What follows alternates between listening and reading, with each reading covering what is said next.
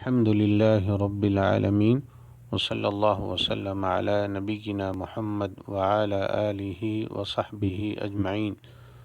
قربانی یہ ایک عبادت ہے، لہذا قربانی صرف اور صرف اللہ تعالیٰ کے لیے ہو، اللہ تعالیٰ کے نام پر ہو اور اسی کا تقرب مقصود ہو۔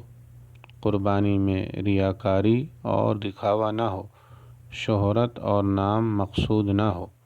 اللہ تعالیٰ کا فرمان ہے فَصَلِّ لِرَبِّكَ وَانْحَرْ، اپنے رب کے لیے نماز پڑھ اور قربانی کر۔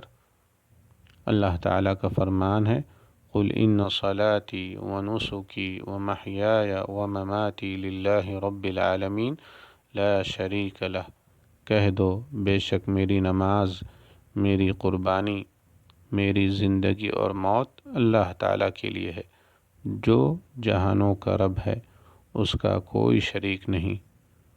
سورہ الانعام آیت نمبر 162 163۔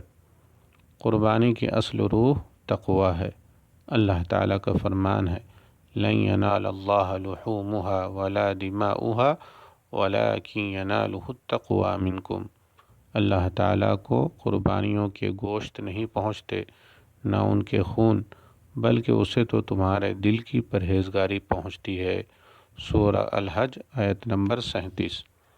ہر جانور کو اللہ تعالیٰ کے نام پر ہی ذبح کیا جائے، غیر اللہ کے نام پر ذبح کیا جانے والا جانور حلال نہیں ہوتا ہے۔ اللہ تعالیٰ کا فرمان ہے انما حرم علیکم المیتۃ والدم ولحم الخنزیر وما اہل بہ لغیر اللہ، بے شک اللہ تعالیٰ نے تم پر مردہ جانور، بہا ہوا خون، سور کا گوشت اور ہر وہ چیز جس پر اللہ کے سوا دوسروں کا نام پکارا گیا ہو حرام کر دیا ہے۔ سورہ البقرہ آیت نمبر 173۔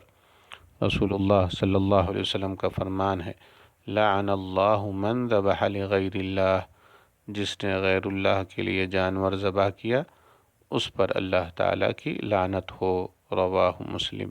واللہ تعالی اعلم۔ السلام علیکم ورحمۃ اللہ وبرکاتہ۔